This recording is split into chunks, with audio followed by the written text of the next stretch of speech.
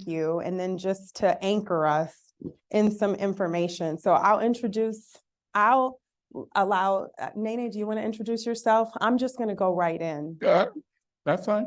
Okay, are you good? Yep. Okay. So what we're going to do in this conversation is empower the Black investor. We're taking a curated presentation from Goldman Sachs. I am available to present the data. I work at another top firm, and then they allow other people to go out and present on the data. This isn't about Nneka and Nene. This is about whoever it is that you want to work with, because this conversation is about moving the comma to the left and elevating our finances as Black people. If you have an immigrant background, there is room for you in the conversation. If you are not a part of any of the diverse groups, we are anchoring in Blackness, but we're going to, what the information that we give is going to be relevant to everyone. We're going to cruise through fast. I have my computer here to try to keep me on time as we go through these slides. So we know that the Black community is a powerful financial force. We know that there's a Black history timeline, and that's going to be our anchoring. We're going to talk about that briefly because that's really relevant to building wealth, moving the comma to the left, and making sure that we're making a next generation commitment to our finances. So for the people in this room, that is the challenge, to make a next generation commitment to your finances, whether you're doing that from real estate or whether you're doing that with your investment portfolio, however you put it together. So that's our goal, is to move the comma to the left and also give a next generation commitment to our finances. So we're going to talk about that. Going back, we're going to talk about financial challenges. We're not going to spend too much time on the racial wealth gap, but we're going to make some comments that are very important. And then we'll empower each and every one of us as a Black investor and make a commitment to make sure that we start doing that with our families, the people in our living room. So I'll get started. So we know that the Black community is 47 million strong, with nearly 27 million being millennial age or older. We know that the US community's annual buying power is on par with the 15th largest economy in the world. So we're a consumer segment not to be ignored. Why we have this conversation is because consumerism is targeted towards African Americans in a way that is distinct and different from other cultures. And McKinsey's annual study will support that. The Federal Reserve will support that. And we'll see evidence of that in music, product placement, and all kinds of things. So we're not going to get up here and talk about consumerism, we're spending too much, we're doing that. We're not going to do that, because we know that there is direct target marketing towards African Americans in a way that is not matched with any other group, specifically descendants of slaves since the turn of the century. But we're anchoring in this conversation because we're Black. And it's so important that we have a second generation commitment, or if you're immigrant population, however you identify, to move the comma to the left and pass on the legacy. For African Americans specifically, that means that, we started with slavery. We were the asset. And so now we're committed to building assets and passing that on to our next generation. And so do understand that we as a people have a US Black buying power continues to grow from $320 billion in 1990 to a projected $1.8 trillion in 2024. So understand why we mention that is because you have to understand that we are the stewards of that money. And so therefore, we can guide that money to certain elements to our community to be able to be the proactive change that we all are seeing and want to see. US Black-owned businesses have greater sales growth and deeper community impact despite having challenges to access to capital. So when you think about the small Black-owned business, who do you think that they're hiring? And who do you think that they're trying to make sure that they're getting their supplies from? Who do you think that they are trying to also promote as affiliates? All of this is the network that is created from supporting Black-owned businesses. It's quicker revenue growth, 2 times the average US employer, higher job creation, 24% annual job growth for Black employers versus 10% on the average, and then greater payroll growth of 34% annually, growth for Black employers versus the 25% average. Okay, so when we talk about anchoring in Blackness, the reason why we do this is because throughout history, there have been structural challenges that have been a hindrance to building Black wealth. And it's important that we have this conversation here in this space because many of us are fortunate enough to have a higher income than the majority of the population from our W-2 employer. Our biggest form of, of wealth, right? So we have these corporate benefits. A lot of us have corporate benefits that we don't understand. We're going to talk about maximizing those benefits today to move the comment to the left and pass on. Again, this is about a next generation commitment. And that's the question is, do you have a next generation commitment to managing your finances? So saying, listen, this isn't about me, but it's about all those that come before. So the reason that we're anchoring this way is because a lot of times when I see financial presentations, we talk about the first level of financial literacy. And when we work in corporate America, most of us are just a notch above that. But there's still really important structural things that have been a hindrance to Black wealth. So we know that for African-American descendants of slaves, there wasn't 40 acres and a mule. And so when we look at the wealth gap, the inheritance gap is a huge part of that, right? There's a privilege that you get from your parents and from your grandparents that historically descendants of slaves are completely cut out. So we want to acknowledge that so that you don't just feel the shame like, oh yeah, my parents didn't give me anything, my grandparents didn't. Hold on, there wasn't 40 acres and a mule. And even though slavery ended, there's a whole period after the 1900 where Black Wall Street is burned to the ground, where we have all of these the great Black migration. We have all of these things in the beginning of the 1900s that impact your inheritance. And so we have to keep it real and acknowledge that. We also have to acknowledge that where I work for a firm that's a Wall Street-based firm, Wall Street was the slave auctioning block, right? Mm-hmm. And so we have to get and know that. We have to understand that the first mortgages were of Black bodies, mm-hmm. right? And so once we realize that and acknowledge that, then it's time for us to do what and think about consumerism much differently. I think about it as a commitment to Blackness, and I try to spend and be intentional, enriched in that knowing. So then we get to the housing practices and redlining, and that's still very real as well. So, and now, first off, some of you I know, some of you I don't know. I like to run my mouth, okay? So that being said, Nneka has told me that I gotta shorten this part up because I could talk about this part for a while. Nope. Here's why. You gotta understand, from the turn of the century of 1900, the landscape of the United States was starting to change, okay? Those who had money, those who actually could buy houses was very few. It wasn't like everybody had access to be able to buy a house, much less 1900, everyone was identified by their ethnic background. There was no consensus of being white, okay? So what ended up happening is though the people with money, first off, slavery is dismantled, so they can't just force and intimidate and terrorize people to work. They actually have to try to look for workers. So instead of giving wages and opportunities to African people of descent, they incorporated and started to import other white ethnics, okay? So that's when you start to have the Italians, the Polish, and all these other people started to come in. Well, as they started to come in, they were like, wait a minute, we're trying to keep this somewhat separate. So how about this? We'll establish a community of what is called white, and then everybody else is Black or whatever you identify and see yourself as. So that is in the 1920s, you start to see that there is, a separation of community and wealth. And also, what do? The ones who had wealth would put the lower Eastern and Southern Europeans along with the Africans, the Asians, the Latinos, And so what did that create? A lot of strife and a lot of fight. Okay, so then they also took the position of, okay, we're going to start to limit what you can and cannot buy through racial covenants, which means that you technically could not even purchase this property if you had the money, and which was enforced by the courts. Not only was it enforced by the courts, do understand that it started in the first racial covenant in Minnesota was found in 1910.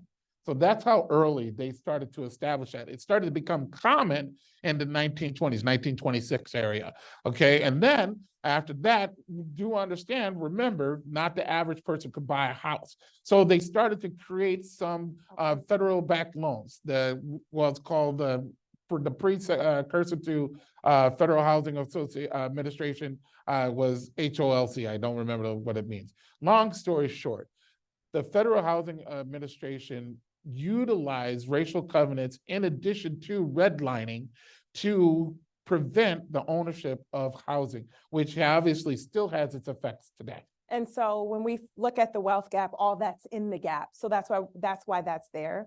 Now, we're not going to focus on the racial gap. We know that it's there, but here's what's important to know and understand. That gap persists and stays constant and even widens as we climb the corporate ladder. Isn't that something? We'll believe that as we go through these tax brackets and we are here with our income peers, that there are wealth peers, and they're not. The data suggests that your wealth peer is several levels down. So when you ascend in an organization as a vice president, as a Black executive, your wealth peer is 2 levels down because of inheritance and because of all of these things. And it's important, if you're an immigrant in this conversation, or you're a first of this, a first of that, I want you to understand there's still place for you in this conversation if you understand the struggle of your lineage as well as you come here. So it's important for us to find that, because of course the white and Black, that line is a US social construct from slavery. People come here and they figure out, wait, I'm Black? I thought I was East African. I thought I was, I thought I was Somalian. What are you talking about? I'm the same as somebody from Nigeria. There's no, you're Black here because of the anchoring of slavery. And so we have to have this conversation. We're not going to talk about the wealth gap. We know that closing it is so important. It adds 4 to 6% to US GDP. So a company like Goldman Sachs and McKinsey Asset Management are saying, hey, we have to do something about this. It improves economic equality for all. And how do we narrow it? I'm going to swoop past this because we have to get to the meat of the presentation. So McKinsey and Goldman Sachs said, in order to close the wealth gap, here's the things that have to be done. And we know that there's an economic imperative to this, because GDP moves 4 to 6% just by the investment in African Americans. That's why you're seeing Goldman Sachs and McKinsey and all of these places, lift up or try to focus on this group. We know that narrowing the education gap matters, improving access to early childhood education, investing in the young people from the most resilient communities. We know that closing the racial wage gap matters, right? Raising minimum wage, improving labor mobility, but also creating pay transparency. I know what you get paid, you know what I get paid. That helps, because then we know how to negotiate. We're in a better position. Eliminating workforce discrimination is big. And if you look at all of the research, and the data suggests that people in the Midwest, Minnesota is in the Midwest, when they were asked and surveyed to say, have you experienced incidents of racism? It was 79%, higher than in the South, right? And so, we wouldn't expect that. Improving access to capital in historically underserved communities and reducing the racial health gap. We're anchoring in this information to get to the substance. We know that Black wealth builders, immigrant wealth builders face unique challenges and some obstacles. So we know that we have similar rates of higher education, but a higher rate of student loans. When we talk about the gap, it's unjust to talk about the gap in a group of Black people, in a group of immigrants, knowing that, yes, you have a similar rate, but you have a higher rate of student loans. You have a lower rate of inheritance. You have higher unemployment despite equal participation rates. And if the white male population has the same unemployment rate of every Black community, there is legislative action that takes place.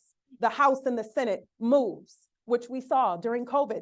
Black people have been in double-digit unemployment since integration, right? And so we have to be knowledgeable, and we think, yes, what are you talking about? Slavery ended, in 1863, but we were still fighting for human rights, right? Women's rights, Black women have been working since the beginning of time on this continent and on all over the world. So community challenges, we know that there's a substantial Black-white home ownership gap. We know that there's lower rates of intergenerational wealth transfer. And the reason why we're having this conversation is because we want to get to that. So I'm cruising through this so we can get to our meat. Yes. So Black builders, wealth builders may have some unique opportunities. So let's talk about it. So we know that the bachelor's degree will increase lifetime earnings. But here's what we also know is that your white counterparts, even with all those degrees, make more money than you and in terms of wealth and what they pass on. So how do we say today, I have decided it stops here? That's what we're asking you to do today. We're asking you to say, I am, and I have decided that I'm leaving a legacy to my grandchildren to change the game for my ancestors, whether I was brought here via slavery or whether I came to this country, however I came, to be able to extend the dream to my grandchild so that they can have a head start. So let's talk a little bit about homeownership builds equity and credit and has some tax benefits. Can you, in a few seconds, just talk about the benefit of that, and I'll work through some of these other things briefly. Let's quickly just understand, the more that you own something, the more that you can capitalize on its equity and its gain. So the basis of ownership is the whole point of, a lot of people see the stress with it, they see the work with it, but they don't understand that that is the road to building your long-term wealth. I don't know any successful, truly wealthy person that does not own real estate. Think about that correlation. And when you really think about that correlation then, and you don't have, you got your little slice and you're like, well, I'm good with my little slice. Okay. I mean, that little slice is going to give you that much of a little bit of a return. The more that you start to be strategic with buying, cash flowing, investment grade property, the better that you will do long term. And so it's a marathon, not a sprint. And you want to understand, again, that you have to make some small sacrifices for the greater gain in the end. Okay, so thank you for that. So we see the list. We know that the bachelor's degree helps. Most of us have, a lot of us have that. Taking advantage of employer sponsored retirement plans. A lot of us have heard to do the match, and we've all done that. But it's not just doing the match. It's increasing that match every year and getting to the point where you can max it out. And this is the conversation that I think is important for this population, because the data is suggesting that it's getting to move beyond the match. Now, many of us, African Americans, immigrants, second generation, first generation, the data suggests that we will come in and do the match when we have a corporate job. The data suggests that we will not max out, and that means $22,500 until we are well into six figures. Now, that's the disconnect between us and our white counterparts. If you don't have a student loan, you have the ability to put $22,500 in, and you're not waiting until you have a $150,000 salary. So one of the ways to move beyond the match is to start with the match and make sure that the flex is increasing by 1 or 2% every year, increasing by your raise, right? And so I'm not telling you what you need to do. I'm just saying what the data just suggests in a conversation that we should have, because we're elevating the conversation from 101 in financial planning to what the flex is. That's $22,500. If you're over 50, it's $22,500 plus the additional $5,000. And by the way, huge tax benefits to doing that. Briefly, if you make $100,000, you're taxed on $100,000. The only way to pay yourself first is to say, well, you know what, just tax me on, 78, because I'm going to put in the full amount, right? And I'm not saying that everybody needs to do that, but that is the flex. That's the financial flex to get to that point. Our goal in this conversation is to get everybody in the black. So wherever you are in the income spectrum, you're going to benefit from the conversation. The health savings account, These are things that we're afforded with our employers. When you really ascend that corporate ladder and you have high income, maybe you have good health and you're doing the high deductible plan. This is an account I have a crush on. It's triple tax exempt. It's just absolutely beautiful. Pre-tax going in, tax benefits as the assets grow, and then now I can retire early or focus on my entrepreneurship. And we know that there are adverse health disparities with African Americans, and so it's important for us to also contribute to that. We know that Black families, immigrant families, give a larger share of their income to charities than any other group. Isn't that amazing? But what I've noticed in my years of wealth management is that we're not doing it from a wealth lens. So what I mean by that is when you make a very high level of income and you're realizing that you owe taxes to the federal government, it's not a good feeling. At the end of the year, you're like, what I owe? Because of my RSUs, my restricted stock units, my ISOs, all of these things, and my bonus. And I'm like, what?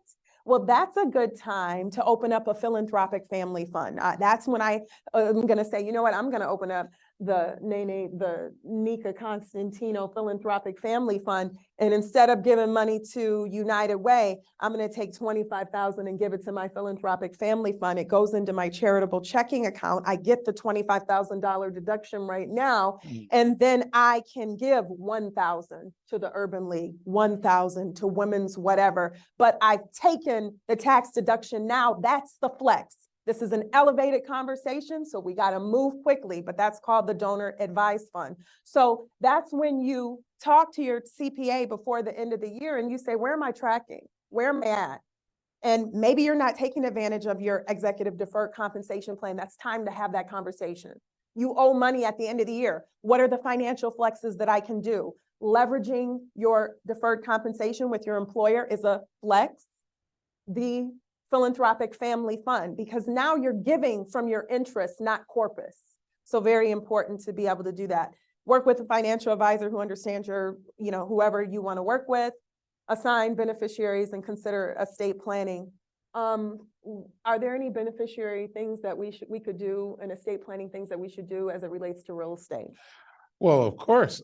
First off, so there's we'll later mention the fact that you're going to give you some required documents that we feel that you should be able to, everyone should have. But one of them is being a will. However, going through will, you still have to go through probate when it comes to real estate. In the state of Minnesota, if you do a transfer on death deed, you have a TODD, you have bypassed all that. And therefore, it goes directly to the person of your, determination. Without going through the probate. Without going through the probate process. Awesome. So there is a lot of strategies, and that's why it's imperative to get with your professionals to understand and help you guide you through this process. Because that's one of the things that's been lacking in our community, is that we don't have too many people who understand how to navigate this stuff, that give us advice on them. And then I can call and be like, okay, hey, Nneka, I need some help with this. Okay, got you. And she will help me steward through a financial situation, especially when you're talking about this elevated conversation. I really love that you mentioned that. And so I'm going to call out, that's a flex, basically a financial flex. If, maybe you don't have a will, or even if you do, you're telling me it's going to go through probate, but I can just go to, where do I go to get the TOD deed and to make sure it goes directly to who I need it to go to? The county. So the county is where you register all the ownership of the property. And they will be able to facilitate that process. And pay less money to lawyers. I love that. So now we're talking about empowering the Black investor. That's evaluating your situation, managing your finances, plan for your future, own and protect your assets. You work with a financial professional. That could be your real estate agent, your financial advisor. Educate yourself and review your plan on a regular basis. We are talking about elevating your situation, elevating your game, and how you begin to do that. One is just figuring out what your priorities and values are. And so we said this conversation is for people who want to make a next level commitment. And remember, if philanthropy is a goal, if retirement is a goal, we want to do this all in the context of wealth management. we have to consider responsibilities, especially if you are from a diverse community, new to the country, or are the only one. When you're the only one in your family, there is a financial burden that you carry from your family. Some of us are recovering only ones. It's like, I have to, it doesn't matter, in any of the diverse pockets and diverse communities, there are some things that come with that. And part of it is you're reaching into your account and in your savings to give for family. So what can we do to be able to plan for that and talk about that? The TOD deed was great, but we are also seeing that there's more support for elderly parents. The data suggests for African Americans, African immigrants, or immigrants, period, right? Not putting their parents and family into home, but that very communal need to give back. So if I'm the only one who is going to support my parents out of all of my siblings, and I'm thriving in my career and I'm in my 30s or 40s, but all of the weight of my parents are on me, then does that mean that I may decide to get my parents a long-term care policy because they're the biggest drag to my financial portfolio? Is it possible that I'm deciding to do a money guard, not a use it or lose it program? That's for the lower middle class, but something that's elevated, maybe a money guard from Lincoln. Maybe I'm talking to my financial advisor about that. Moving asset from a CD to that, where I get leverage if they have a long-term care need, but it goes back into my portfolio if they don't use it. That's a financial flex. That's elevating the conversation because we're planning for parents. This is why sometimes it makes sense to talk to someone of color, because they instinctively will plan for these things, where some don't understand kind of the connection and why it's important. Maybe you have a portfolio that you designate for family in a high interest bearing account, and you know that this account is going to earn, right now, interest rates are at 5%, actually 5.7, 5.5. So that means on $100,000 of cash, I'm earning $5,000. So maybe I can give my family up to $5,000, but nobody comes into corpus. Maybe that's the thing. All right, let's talk about evaluating your situation and how credit's a part of that.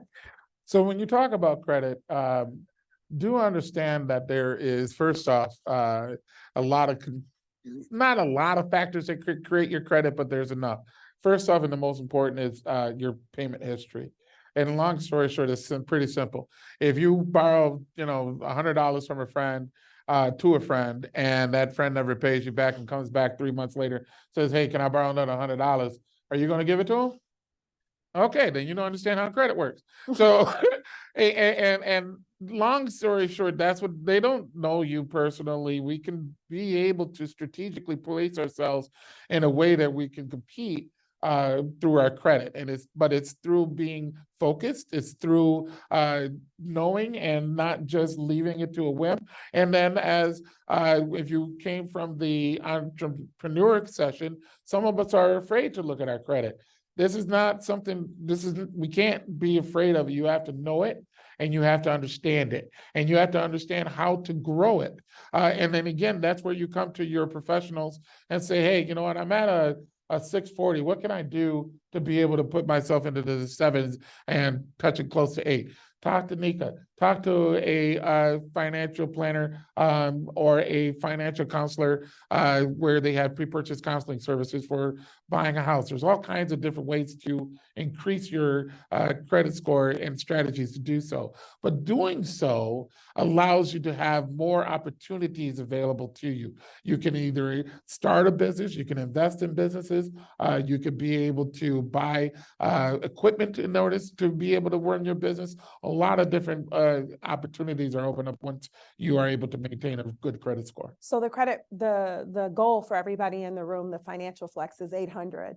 And so if you have a credit card, you can look on your credit card app. They all have a credit simulator of what you need to do to get there. And you just be monitoring and look at that so that you can do what you need to do to get there. The biggest thing that we're seeing, according to the data, is African-American and immigrant families are having high balances, high utilization ratios. Right now, credit cards are at 30%. A lot of people like Dave Ramsey and some financial folks will say, pay down your debt first. Don't even worry about the 401k. I don't agree with that for people of color.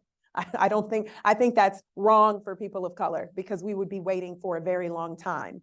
And so the goal is 800. So what you can monitor that on your own with your credit card. If you need to repair yourself, you can get a secured credit card and all of those things. Don't talk to me about credit. I do wealth for ultra high net worth individuals north of 500.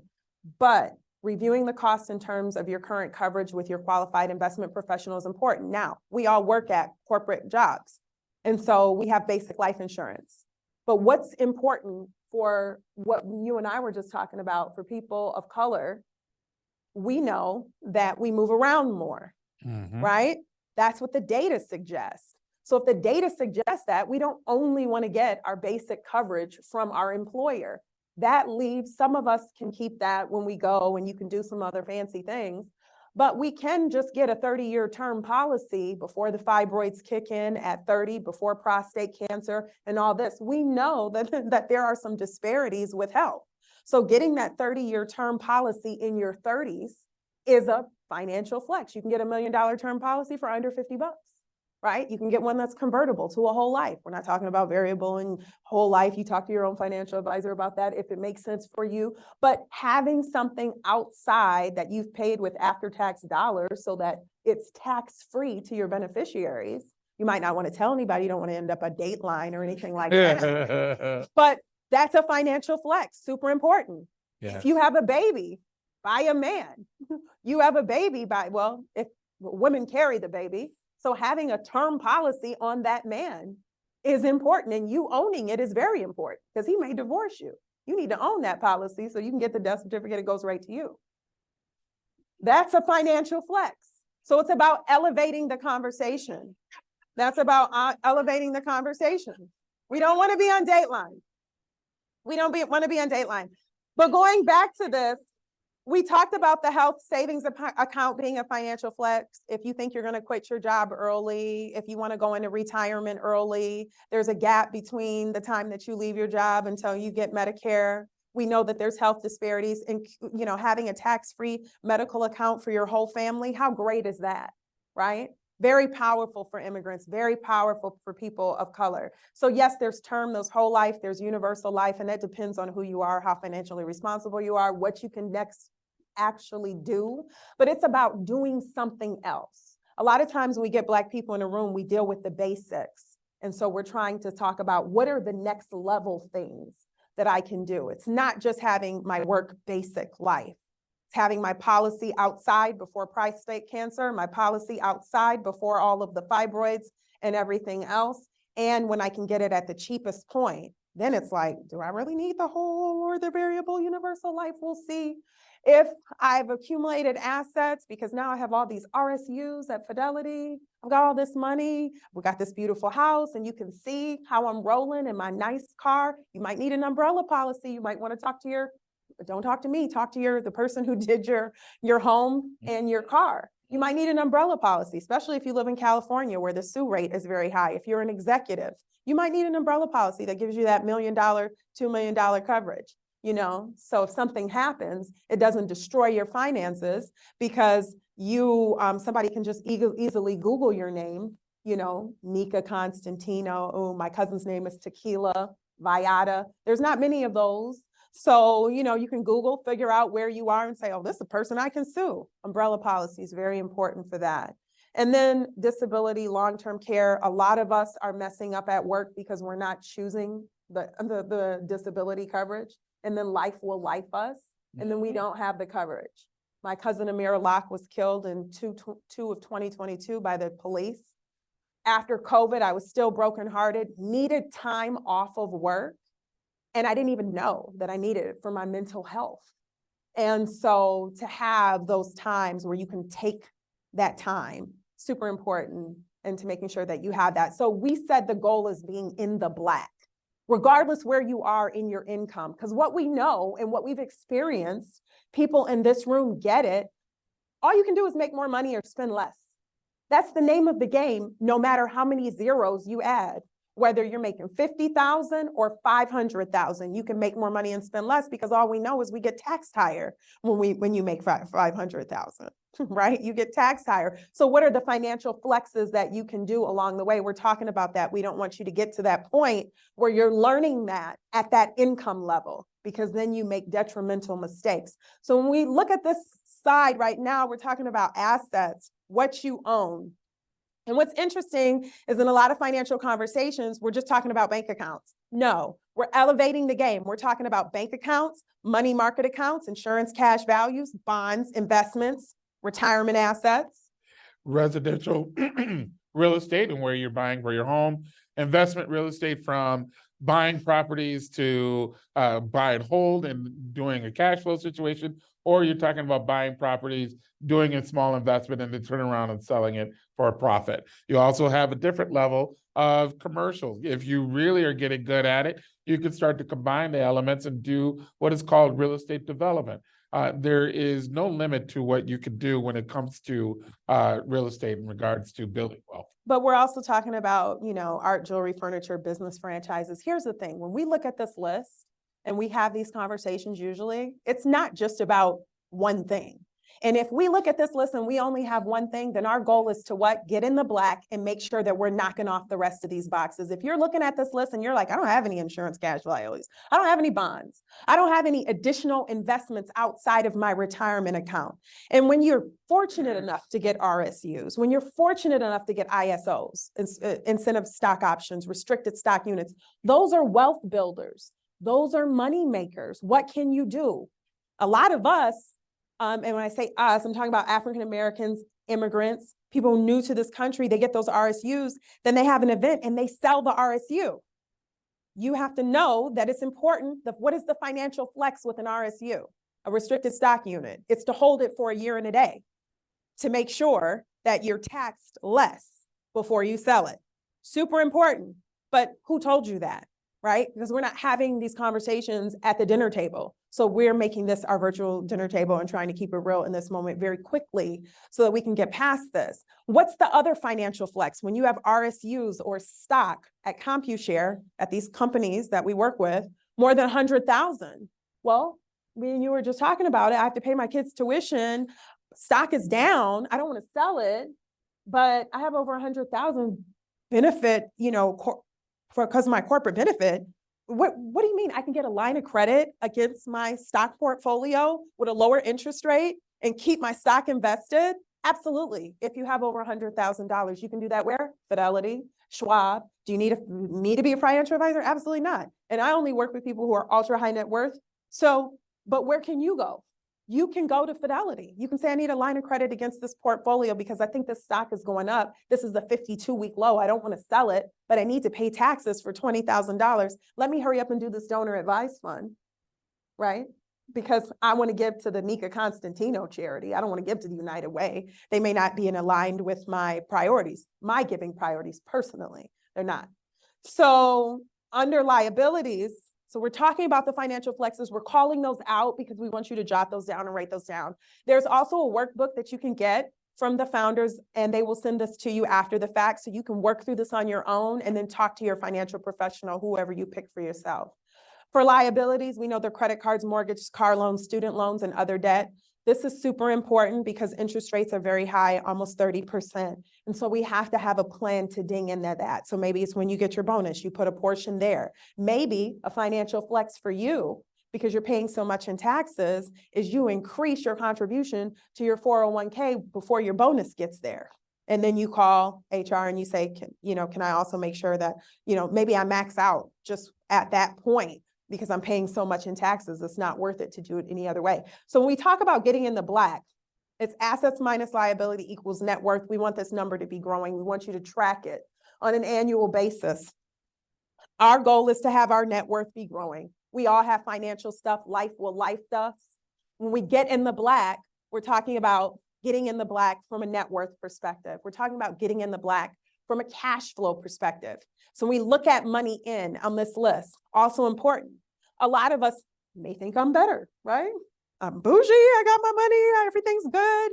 I've got this title, everything's working. But the question is, when we look at income, where's your income coming from? Is it just your W-2? Because then you're exposed. Right? So look at the rest of the income. And the goal for us is to fill out the rest of that income, investment income. Where's that coming from? So we already said that interest rates are high, all-time high. We know that we can get a CD for 5.5. Even if you're lower middle class, you can find 4.5, maybe 5% online. If you have a little bit more money, 5.7. So what does that mean? And my phone is going off on the mic. So what that means is, with the investment income, is if I have $100,000 CD or $100,000 in cash somewhere, I should be earning $5,000 at least on my income. That's what that investment income is, and it's taxed at a lower rate. So they give us kudos for having this. So we want to make sure that we have not only salary income, but investment income, dividend income. That is from the stocks that you choose. We don't even have to know a lot about stocks, but some of us get stocks from our companies. And so remember, when you get the stocks, you hold it for what, a year and a day, because you don't want the ordinary income. You want the long-term gain instead of the short-term gain, because that's way lower, right? So the goal is to hold that and accumulate those assets so that we can use it to level up and build wealth, right? So we don't want to live off those RSUs if we can help it. And that comes with living below our means. Remember, when we're in the black, we can only make more or spend less. So the name of the game is to make more, but it's also to spend less along the way. Yes. And when Nene and I were talking, we were saying, what's the number one car of people who've accumulated $1 million or more? And there's a couple books. One is, Think and Grow Rich. I like a Black choice. But I also like Stop Acting Rich by Dr. Thomas Stanley. Yeah. According to Experian, Equifax, and TransUnion, the number one car of people who've accumulated $1 million or more liquid in their account is a Toyota Camry. Yep. Or we can join the 97,000 people in this country who have $1 million or more and live in a trailer park. I don't want to go that far for myself. What is the average mortgage? The average mortgage of people who have $1 million or more liquid in the bank, not just in stocks, maybe your brokerage account outside of your retirement. It's less than 350,000. So even when we live in the elevated neighborhoods, we are finding that immigrants, African-American people, immigrants actually are doing better than African Americans. But we are finding that our mortgages are higher than our neighbors next door. And you can look that up at the property tax records and revenue, which I do all the time. And it's always the case, right? There's more down payment assistance and things like that coming from our white counterparts. So it's so important that we give our kids this head start. And then we know that once we're executives, we can co-sign a mortgage. It's like, what? You can co-sign a mortgage? I heard about that for athletes and entertainers. It's available for executives too. What? Are you kidding me? I can do that? Wait a minute. What do you mean I could leverage my portfolio at Fidelity where I have $200,000, pledge that and not take it out of stock to do the down payment? Yep. If you're a high net worth individuals, the products change for you. Mm-hmm. And so the name of the game is keeping those assets, accumulating them, and leveraging our benefits. I have a financial advisor, and we should all try to do that and making sure that we're checking in and having these wealth conversations. What portion of one's money out should go to rent and mortgage? I would say, keep it. Well, let's talk about the mortgage amounts. There is a front end ratio and a back end ratio. The front end ratio, they like to keep it at 30%. So that kind of is where you should be at the ballpark, being a little north. I'm a little south of that, I prefer. And so that's the other thing. When you're thinking about your accommodations, I understand, we are in 2023. Our lives have changed a lot, especially with modern design. It's a lot more accommodating for our lifestyles today.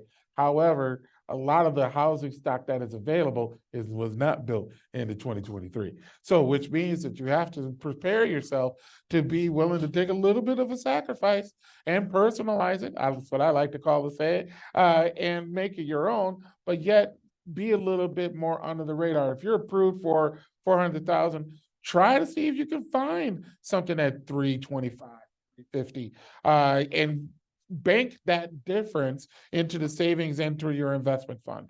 Again, it's about a holistic approach. A lot of us has been in a situation where we get very tunnel vision. We look at one thing and I knock that down and then I work on the next one. When you're talking about the elevated level, you have to have your eyes on a multiple levels, multiple different directions of where your money will go to make yourself grow. And a lot of the questions that we get on the radio, or that I get on the radio is, one, how much should I save? Well, I can't tell you how much you should save. I don't know you, I don't know your family, whatever. But I can tell you people who've accumulated $1 million or more save 20%. That's a minimum. And if you want to get the data, you just Stop Acting Rich by Dr. Thomas Stanley. It has all of those notes. Millionaire Next Door has all of those notes at what people who've accumulated that. And people, so again, we don't want to get to the point where we're only maxing out when we get above 100,000. We want to be living that way. How do you get in the black? We get in the black as fast as possible because we know that we can have a high income and still have very, very high expenses, especially with that tax bill that comes out. And it's like, how am I not making this work? You know, when it's working for my colleagues, we want to take questions. So when we talk about planning for the future, definitely you want to have the 3 to 6 month saving. Everybody says that. I would say if you're the first anything in your family or you are a person of color, I would say that that's 6 months. Because we know the data says 74% of Black women hold down the wallet of the house. And so if that's the case, and that, where is that according to leanin.org? If you look at Black women pay gap, we also know, what does that pay gap contribute to? It's a lack of wealth of $1 million. It's 990 something thousand. So that's what that pay gap is representative of. Right? We're taking longer to get to this level, to do this and that. And so if you're holding down the wallet of your household as a Black woman, or you are the high earner, regardless what race of person you are married to, I would argue you need 6 months. But how do you get the 6 months? You can start with $1,000 and you can incrementally add to your savings account because life will life you. We know that. That's just life. And so making sure that we get to the 6 months is important. Having investment goals so that we can have all the assets that are on this list because it's so very important. And then deciding how we're going to have purpose-driven wealth, purpose-driven spending, right? Making so, you know, some people, it's a protest. It's like, I don't want to spend money with you. You know, I don't want to spend money with your organization. I don't want to spend money with your organization because you invest in private prisons. Yeah. And I don't like what happened with the chain gang and slavery by another name. And so, you know, I don't want to put my money here, you know, so trying to, for me, the biggest pro-Black thing I can do is restrict my spending. So you have to decide what it means to you.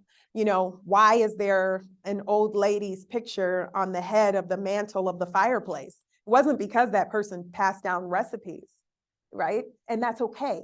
Because there's a struggle and there's a strength that comes from our people and our friends and our family and our legacy, but it's also because there was a check and you remember that person's name because you're still getting it. You can transfer financial goals through your trust, saying, you know what, I want my family to get together and have their trust meeting every year at Disney, and we have a suite already set up, or we have a, you know, thing that we do annually, and this is when my family comes together to get their trust checks. Well, that family stays connected because they get their trust checks every year at Disney. That's the financial flex. We talked about the donor advised fund.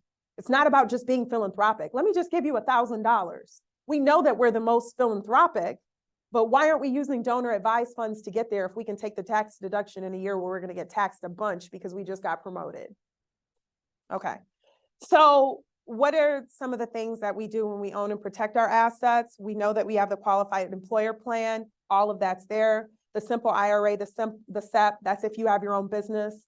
If you're doing your side hustle, you can do an individual 401k and then also have a pension match and put up to $50,000 for yourself because you have your side business. So maybe you can't put away the 22.5, but you have your side business, your company can put money away for you, which is a wonderful thing. Traditional IRA, Roth IRA, some people say, well, I make too much money. You don't make too much money to do a backdoor Roth. You don't make too much money to do a additional kind of sometimes after-tax Roth that some of the companies offer. 3M offers those after-tax options and things like that. You're forcing yourself to spend less as you make more money. It's a beautiful thing. You can do a variable annuity. Those have really, really high fees. Talk to your own person. But when you talk to your person, make sure they're with a top company so that somebody's responsible, not somebody just working, at Nneka Constantino Financial. That's not going to work for you. You need to see Fidelity, Schwab, or something like that on the statement. What are some of the things that we can do to own and protect our assets? Well, so there's a few with different ways. So as you can see, there's these documents in which we'll go through and talking about that we feel that everyone should have in regards to have a holistic approach to their financial wealth. But the one thing that we want to talk about is that, okay, so the purpose of the will is to leave your assets, but you can also be able to protect your assets through such things, products like a mortgage life insurance. If you are not familiar with a mortgage life insurance, that's where you have a life policy that will pay down, especially effective in a situation when you just purchased a property.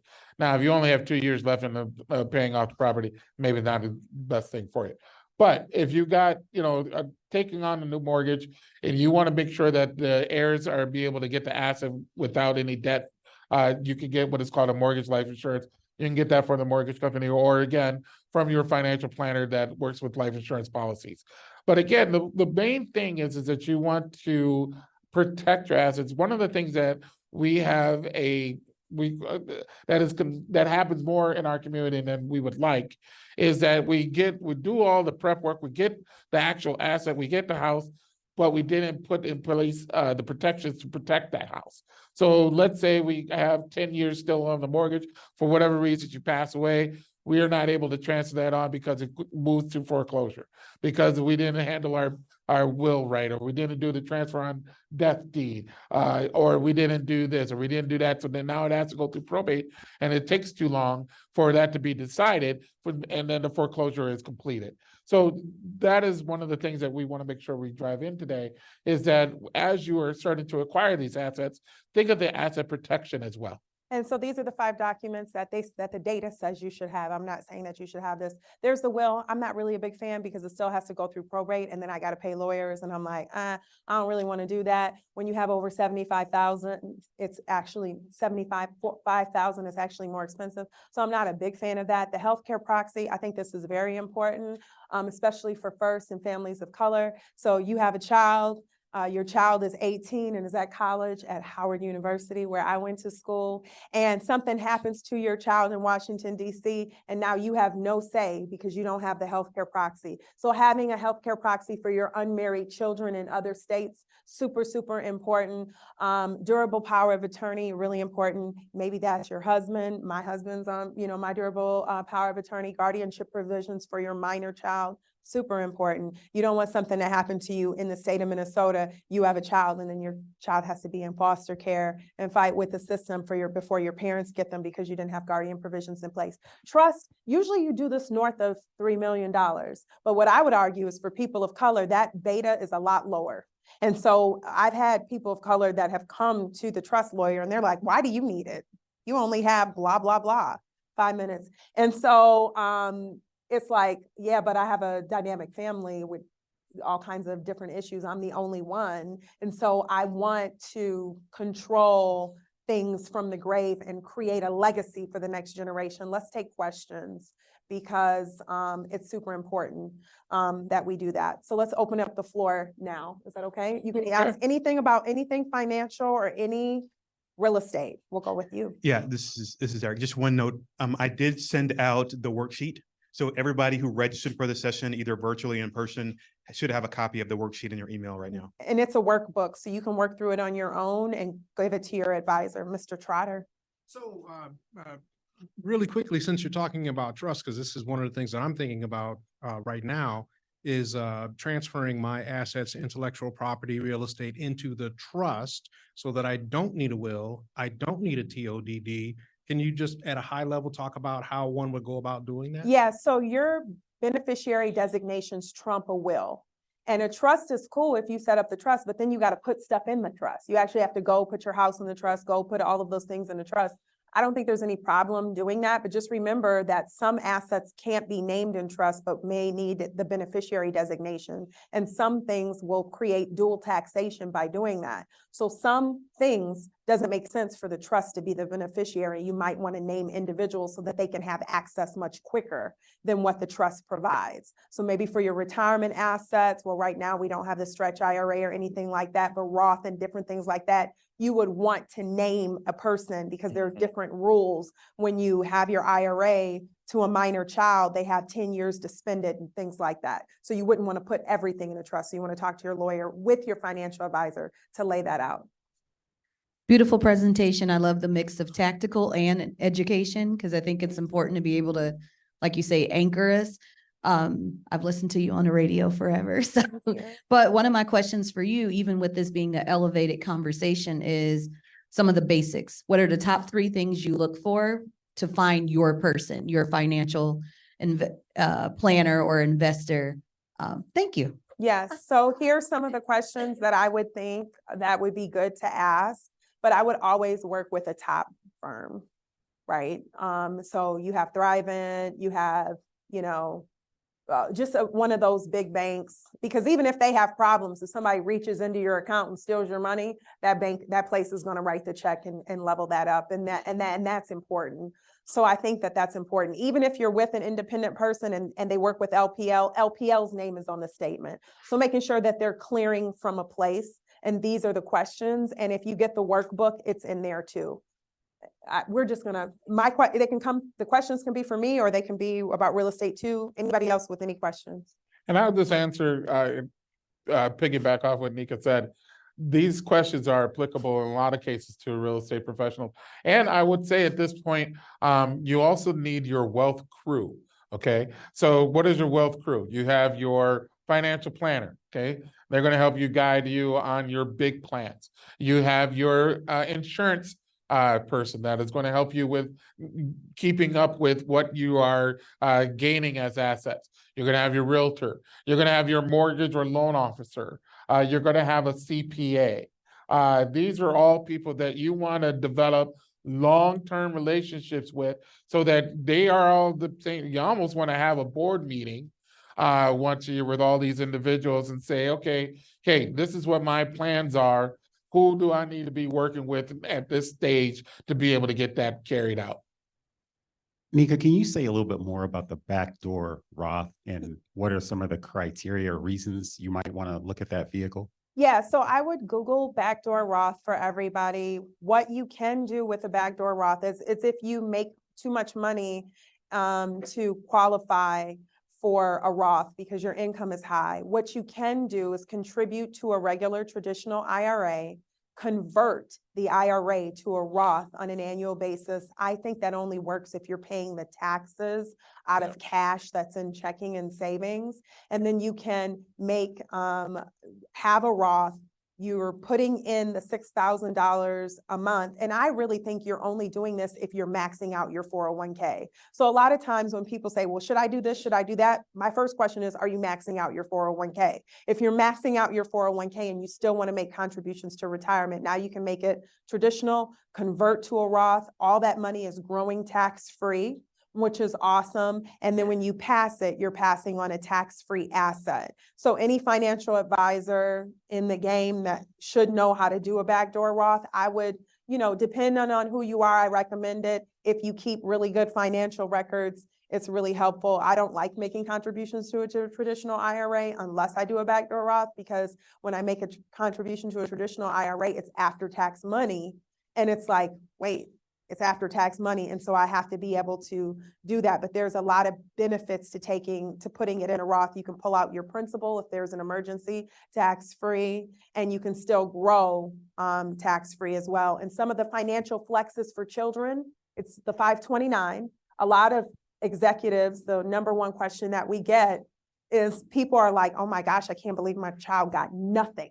And I have to pay $90,000 a year. And I've met people who've been crying, heartbroken, because they were the first and they had all these grants and they're like, of course this is going to happen for my child. And it's like, no, do you make over $90,000 a year, you and your spouse, or you by yourself?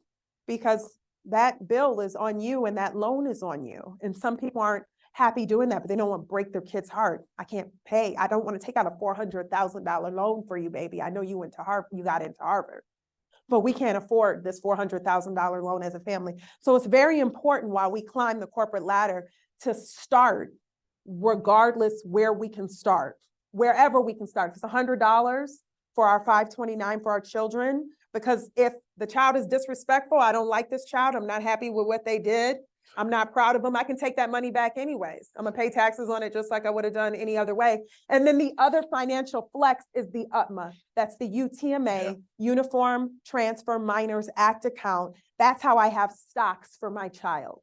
And the best way to teach your child about the stock market is to give them a stock portfolio.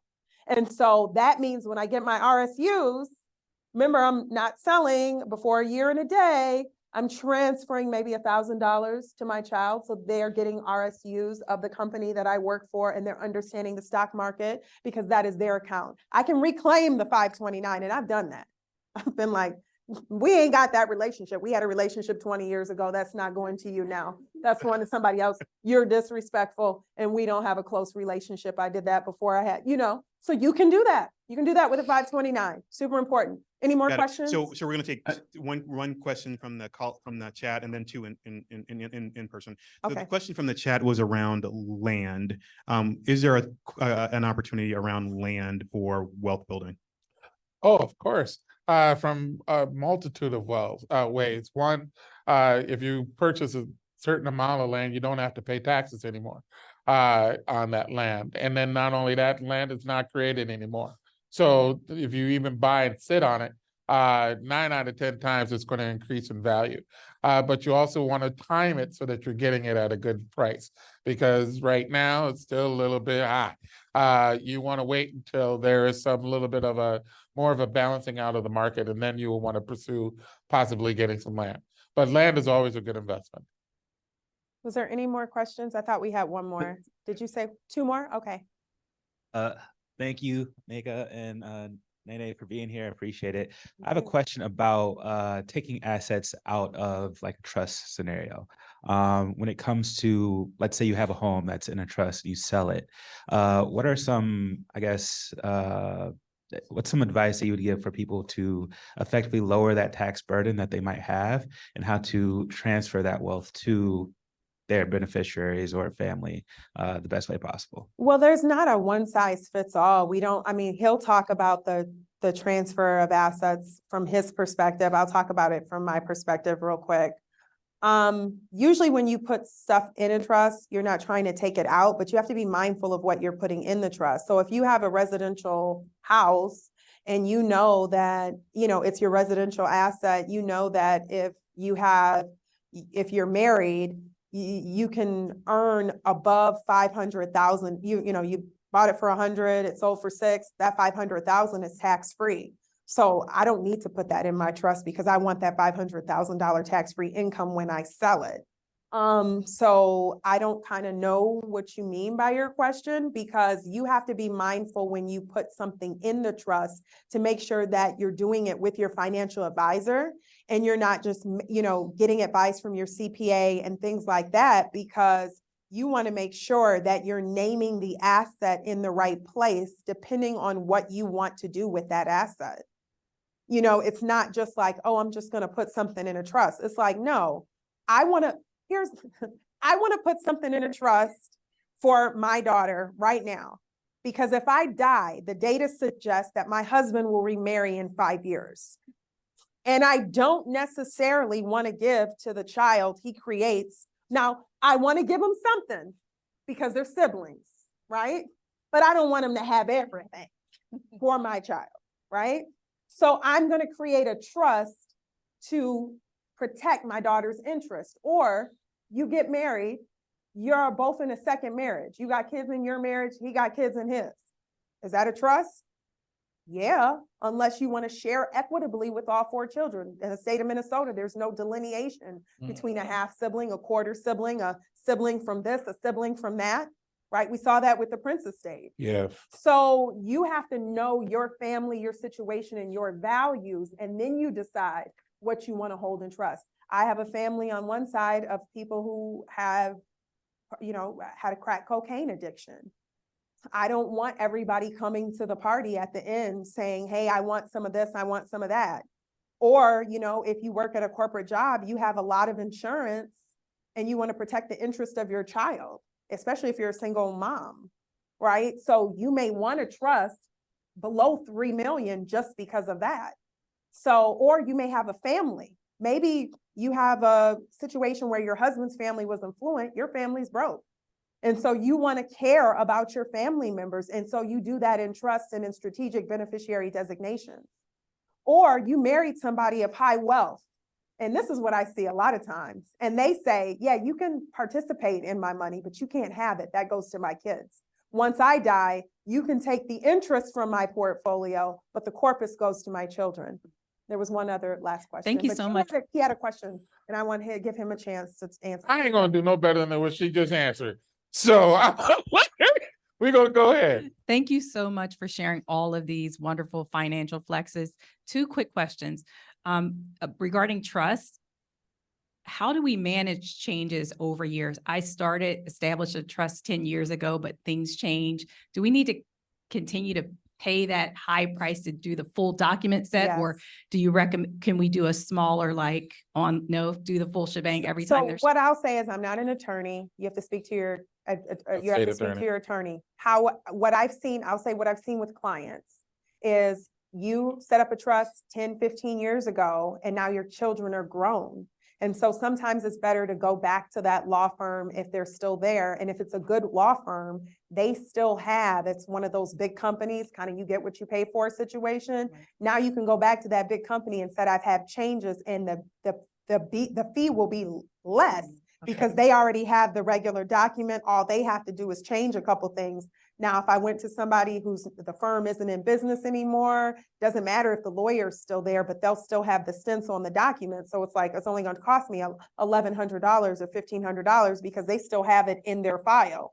Otherwise, if it were me and I was the financial advisor, I would say get a new trust drawn, because especially if you put assets in the trust, and it's different if it's a revocable. Usually we do revocable versus irrevocable. So if it's revocable, it's like it's still going through that trust document. So you need a new trust to certify that new trust.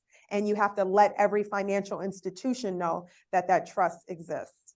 And then a question about one of the data points in your presentation. I think Yes. it said one of our challenges is being too conservative on investing. That is true. Any thoughts with the changing market? Any thoughts on how we should approach diversifying our portfolio to ensure we have the correct amount of or percentage of risk in our portfolio? I would say everybody's different. There's new data that came out from the Ariel Schwab Black Investors Survey, and that's what Schwab and Ariel Investments. Ariel Investments is the top Black mutual fund company in the world. And they're saying that people under 40 are very aggressive. A lot of Blacks are investing in cryptocurrency as their absolute first investment. And so it depends, but people over 40 tend to be more conservative because we've been around for 2000, 2008 and a real estate crash, right? So we're a little bit scared. We're like, I want my money. This is my first time having this kind of money. I don't want to lose it. And so you have to decide for yourself based on what your goal is. But I think it's good to have 3 buckets, an intermediate, a midterm, and a long-term bucket. And maybe for your long-term, that's your retirement, that's your qualified asset. You can't really touch that until you're 59 and a half anyways. But your financial flexes are your conservative and your midterm kind of account. Your midterm account, maybe you have a stock portfolio that you have earning dividend income and is more aggressive. So it's okay to have a conservative bucket, an intermediate bucket, and an aggressive bucket. And you decide how much of your wealth you're willing to put in each one and actually have them as 3 separate accounts at a financial institution. I think it's easier. So if you're at Thrivent and you have a financial advisor and you have one account that's conservative, one account that's moderate, and another account that's aggressive, then you can say, you know what, I'm only willing for you to put 50,000 in that aggressive bucket. My retirement is something else, is whatever, but these RSUs that vested or the savings that I put together, I'm not willing to risk that. I'm just going to do CDs and structured products or whatever here. And then for the midterm, I want high dividend stocks or bonds. And it helps you because then when your RSUs come due, you can see 3 different strategies distinctly at your Fidelity portfolio, your Thrivent portfolio, your Merrill Lynch portfolio, your Ameriprise portfolio, and say, I want it to go to strategy A. But if you don't have experience in each of those strategies, you will default to safety, which is being conservative. And I'll piggyback, I know I've got a couple of seconds, I won't take too long. But that being said, that's also, I would say there's 3 categories. So you have the investment side, which Nneka explains well. But then you also have your real estate portfolio that is also including your own residency in addition to your investment real estate. Because you have to understand, we buy property through our emotions, but it really should be used through our logic. Okay, because we want to make sure that we basically leave the place better than where we found it. If we can do that, then we can ensure that we're going to have a favorable equity position as we move forward. And then finally, as the other point of the other things of investment, like our furniture, but I would say business to some degree. Either you have a side hustle, you do something where you do it personally, or you also invest in a small business, or you may invest in a franchise. But either way, it's something that is associated with growing a business element of your portfolio. So that, I think, would be a balanced approach to your investment strategy. We thank you for allowing us to be here and take space with you guys. We are so grateful and we are so thankful. We want to encourage you to empower yourself and your family. That's evaluate, manage, plan, own, protect, work with advisor, educate yourself, and review regularly. Nene and I do not work together, but we work together for this today. And we're so grateful for TC BANDD for putting us together. We thank you. Please get the workbook. It is from Goldman Sachs, and you can work with who you want to work with on those things. So spend time doing that. So we end the way we started, thanking you, and just ask you to stay anchored and empower yourself to move the comma to the left and make a next generation commitment to your wealth and intergenerational wealth transfer. Thank you. So outstanding job. I mean, again, in the chat, I mean, I tried to keep up, but my brain isn't as fast as you guys' knowledge is. So outstanding kind of gems and knowledge and expertise.